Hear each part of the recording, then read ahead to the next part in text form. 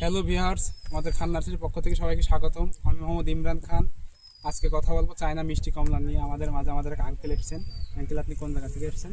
আমার বাড়ি তিতুদহ গ্রাম, চুয়াডাঙ্গা সদর, চুয়াডাঙ্গা তিতুদহ।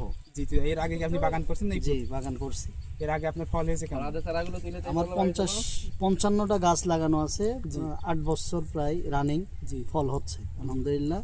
প্রতি গাছেই মোটামুটি প্রতি বছর বিক্রি প্রায় 1000 থেকে 1200-1300 টাকা ফল পেয়েছি আমি গাছ প্রতি। 11টা। ধন্যবাদ। আসসালামু আলাইকুম।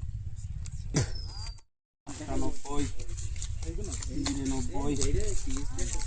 100, 200 খোলা। আচ্ছা, ওই ইয়েটা ভেঙে দেন, আপনার হাত দিয়ে ভেঙে দেন। ছেড়ে দে এবার 10